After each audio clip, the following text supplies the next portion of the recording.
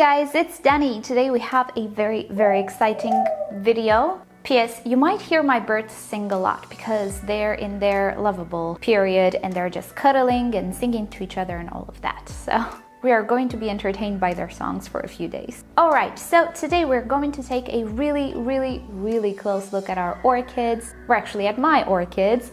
We're gonna look at pests, flowers, roots, all sorts of interesting stuff with the use of a digital microscope.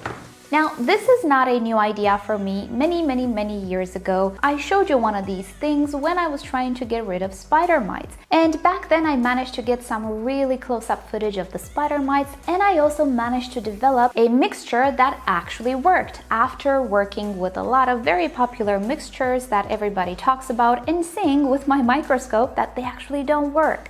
So it has been a really helpful tool, but just like any other piece of technology, it's getting old, it stops working, it's not compatible with my computers anymore, so it is time for something new.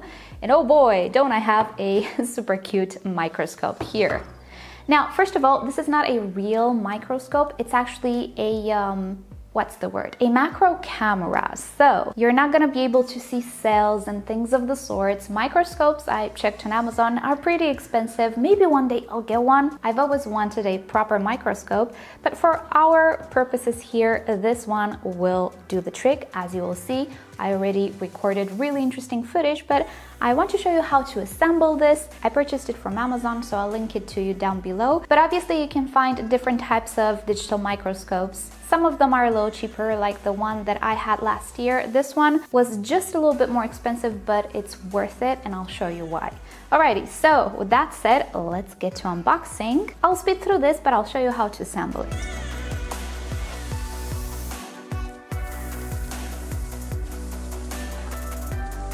And it is done. So the reason why I chose this particular one over something like I had a few years ago is the fact that it has a stand. One of the most annoying things with my old digital microscope was the fact that my hand was shaking, my subject was shaking. Being that the camera is just so zoomed in, any tiny little bit of movement that you cannot even see with your eyes will reflect on camera and will look like the earth is just shaking. And this makes everything so much better. As you will see, I got some really nice still footage. Now, this is a USB microscope, just like my older one. You can plug it in and it should work. I didn't tell you the brand actually. It is called Pluggable. It looks legit, it works. And they also have a software coming with this device, but I have to say I'm not using the software. Since I have a Mac, I'm using Photo Booth, but I tried it on my boyfriend's laptop, which is a Windows device, and it works with the camera software application that he has there. So you don't necessarily need to download its driver. If you want to, you can. It also has a tab here, or actually a touch pad, that you can touch and take a picture of the subject. I don't like to use it because even the smallest touch can be seen on footage, again, because it's so zoomed in. So what I use is the Photo Booth app and take pictures and footage with the mouse without actually moving the device. So it definitely works like that, but yeah, it has a software as well. Now, a few days ago, I actually asked you guys if you could take a very close look at orchids, what would you like to see? And I asked you this on my community tab here on YouTube and also on my Facebook page, and I got a lot of very interesting suggestions. So of course, first of all, we're gonna take a look at pests. We are not going to harm the insects, even if they're pests, but we are going to take a very close look at them. So here is a sort of an index or timestamps of what we are going to be looking at. If you want to skip something, then you can go ahead and skip to this particular time in the video and you won't see the freaky part. We will start with the insects because it's really useful, and I've recorded some very interesting and rather unsettling footage. So let's get to the footage. So first off, we are going to start with thrips, and there you have them. They are about 1 millimeter in length, and with your naked eye you can barely see them, but with this device you can clearly see their little antennae and everything.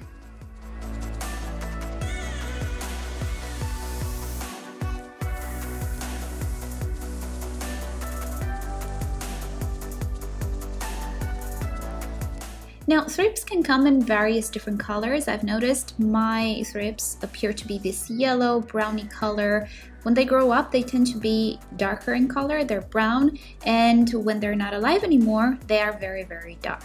Thrips can also fly, and in this footage, I think I can see the tiny little wings. I don't know if this one is capable of flying just yet. They have a few stages of growth, but I can definitely see those wings. They are darker colored. Can you see them?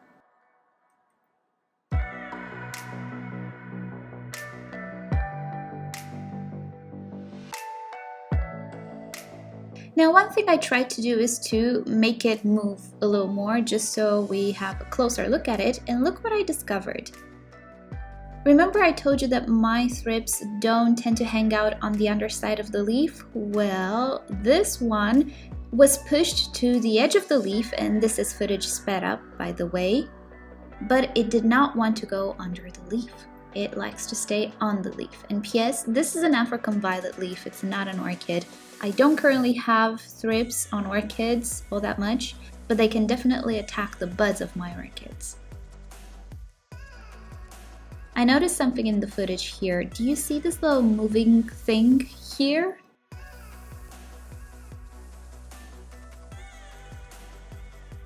I don't know what that was. Maybe a piece of lint that was moving because of my breath, maybe not. I don't know what it is. I was hoping it will interact with the thrip, but it didn't.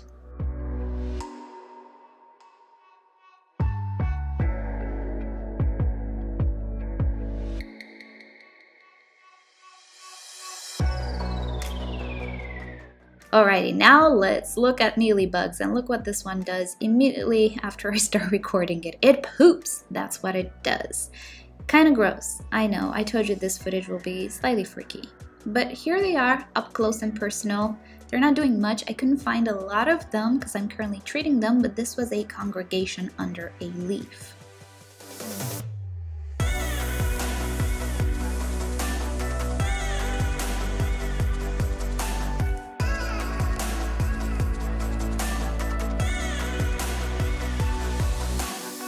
Now again, I'm trying to move them and poke them a little bit in the hopes that they will start to walk, but they don't. They just move slightly, and yet again, this guy poops.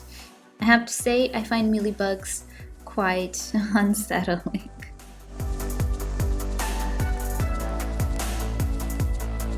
Now here is something that I'm sure some of you will find pretty freaky. These are aphids. Luckily, aphids are not hard to get rid of. Usually soapy water does the trick, or a little bit of oil mashed in there. My spider mite solution usually takes care of the thrip situation. So they're not all that bad, but they reproduce so fast. This is a flower that I pinched off of my oncidium. I have a little bit of an outbreak on my flowers. It is under control. But yeah, these guys multiply like crazy.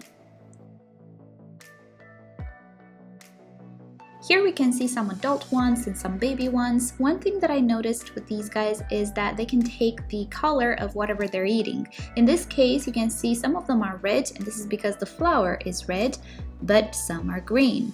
And in nature, I've seen thrips that are black, green, yellow even. There are quite a few varieties or species. Nonetheless, they are all very, very annoying.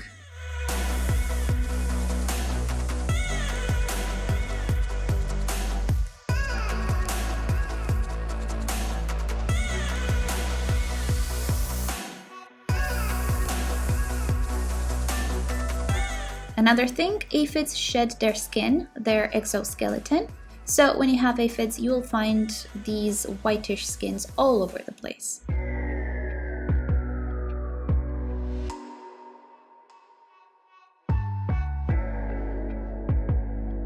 Now let's look at some good insects. These are some soil soil mites or soil dwellers. I get many comments asking me what are these things moving around in the medium, and well, they could be some soil mites, some type of springtails. They're really harmless to the orchid. They don't feed on actual live tissue. I will show you what they eat, but mostly you can find them in the medium. So here I poke around trying to see if I can film a few of them. There are multiple types of soil dwellers here, but they're all very harmless and sometimes even beneficial, and whatever you do, you cannot get rid of them. So don't try. Hydrogen peroxide does nothing for them. They will always be in the medium, particularly in organic medium, but that's okay, never mind, they're harmless. Do you hear that? I actually have a sparrow that built a nest right under my window, or above my window. It's cute.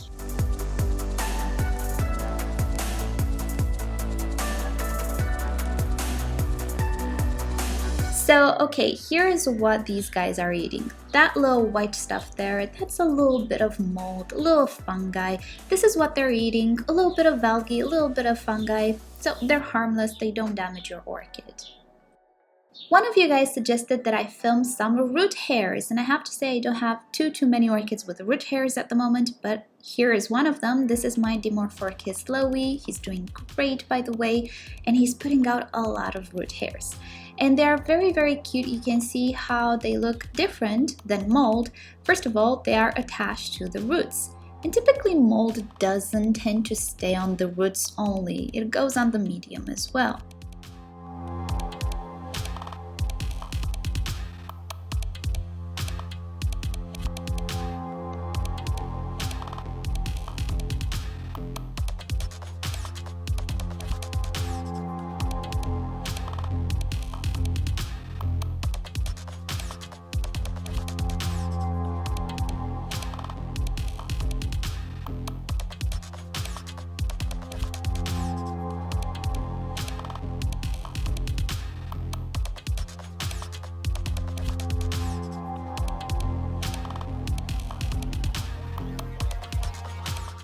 Now here is something beautiful. One of you guys suggested that I film a root absorbing water. And after a few attempts, I managed to put a big blob of water, and here we go. The footage is not sped up here.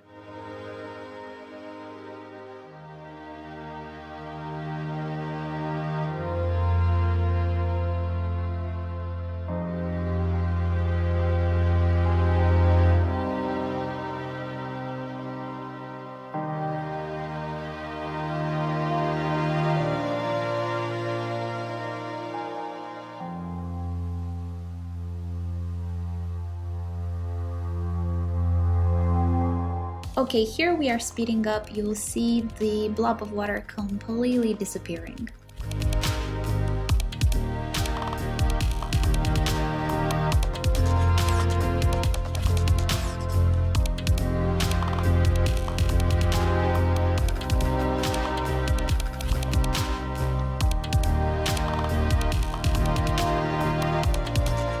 Now, that was one of the coolest things, I have to admit. Thank you for suggesting it.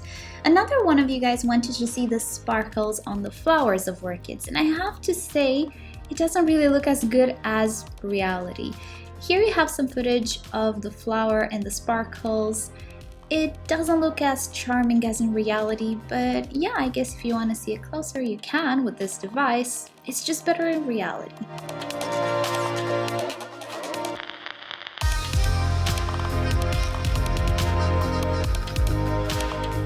Here's something interesting though. This is the pollen sac. It has a sticky part, which will become obvious in a little bit. And I actually pollinated a flower using this device. So what I did first was to place a toothpick on the sticky part. I removed the pollen cap. And here we go. These are the two pollen sacs. Aren't they cute? The part that is on the toothpick is actually the sticky part. That sticks to the insect, maybe a bee, maybe a butterfly, and gets carried away to another Phalaenopsis orchid.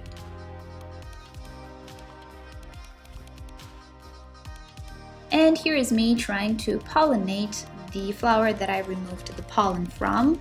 Soon after this, a flower without pollen will actually fade a lot quicker. Phalaenopsis do this a lot. Not all orchids fade when their pollen is removed, but Phalaenopsis do. And if the pollen catches, then you'll get a seed pod. Now I will link you down below to a video that explains more about orchid seeds. It's hard to propagate them in our homes. Just watch that video and you'll understand why.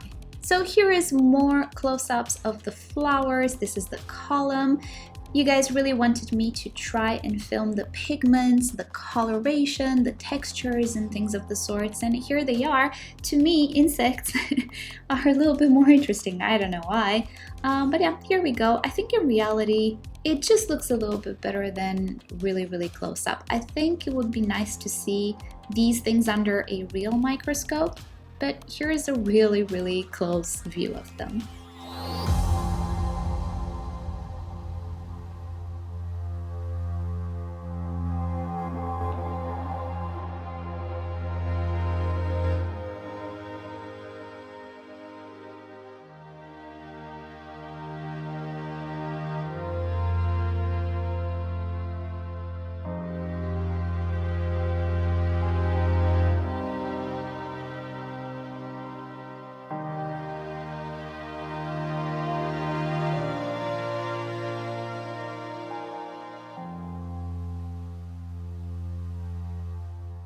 Now here we have a brand new flower spike. You guys wanted to see this too. I have to say, it's not all that interesting, I guess, but there it is.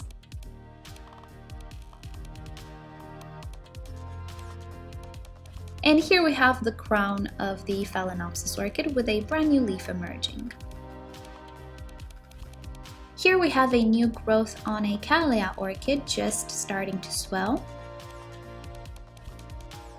And something that I did find interesting, this is a Paphiopedilum. If you know paphs, you know they do have a lot of texture on their leaves, and here is a close-up of this. I love seeing that texture and also the little hairs on the sides of the leaves.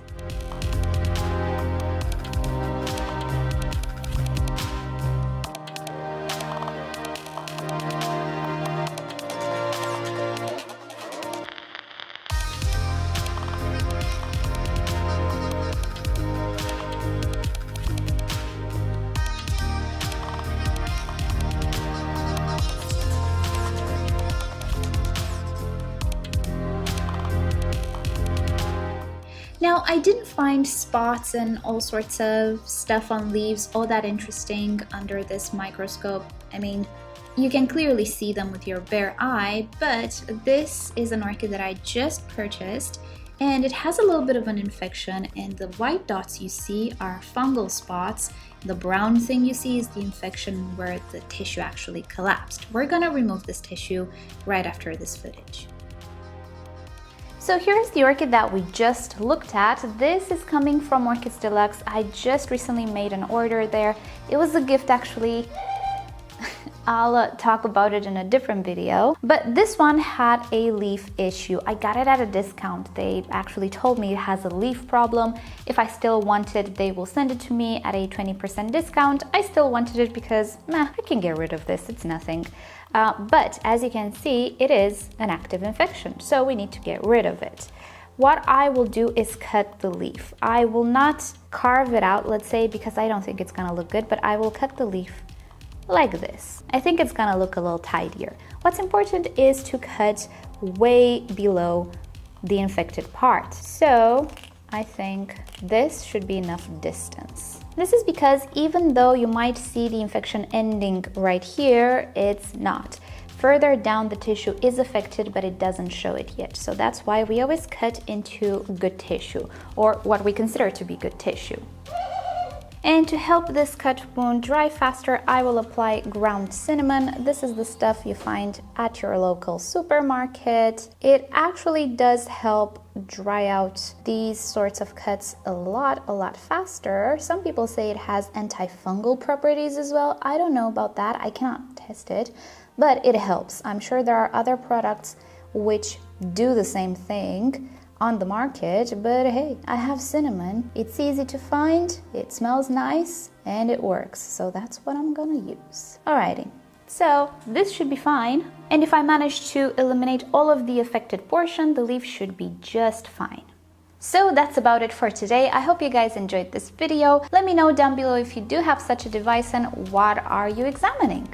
So again, you have links down below in the description if you want to check it out. And with that said, you know the drill. Like or dislike this video below, subscribe to my channel for regular orchid videos, tutorials, experiments, and all sorts of orchid related subjects. Feel free to check out my second channel for other types of videos. Follow me on Instagram and Facebook, and if you wish to support the channel, do consider visiting the merch store down below. And with that said, I'll see you next time. Bye!